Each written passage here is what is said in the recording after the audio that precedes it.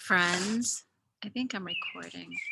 I was about to grab a book to prepare for some prayer time with some friends, and I came upon this card, and then I came upon this book, and I just decided to open it.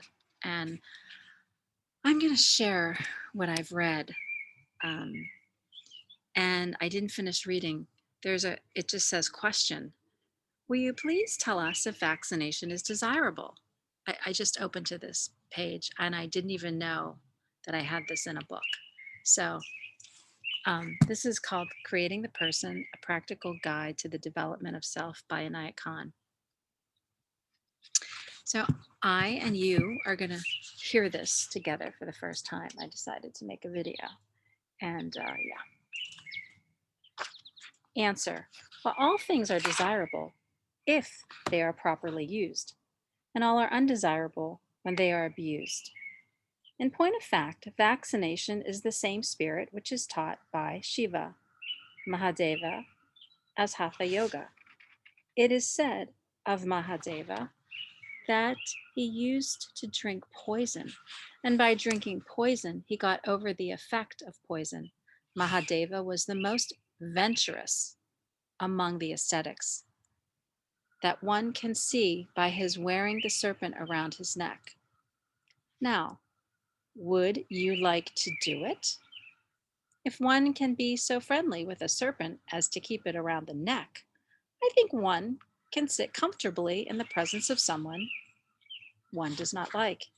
Hatred, prejudice, nervousness in the presence of someone we do not like will not come if one can take, in parentheses, the word on, a serpent. If one can take the bitter bowl of poison and drink it, which is against nature. When the soul has once fought its battle with all things that make it fear and tremble, shrink back and run away, that soul has conquered life. It has become the master of life. It has attained the kingdom. Of course, the methods Mahadeva adopted are extreme methods. No one can recommend them to his pupil in this modern world where there is fear. And vaccination comes from there. It is partaking of that position which we fear, which might come someday in some form. One might breathe it in the breath, or take it in the water, or from the food. Those same germs might come and enter one's body.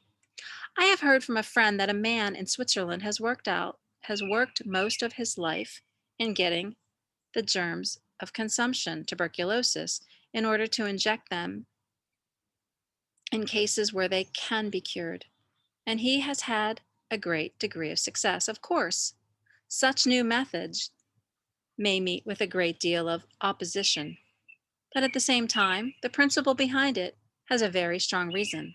This brings us to a much higher realization and a greater conception of life. It causes us to think that even what we call death, if that death were put into a cup and given to us to drink, that would bring us to life.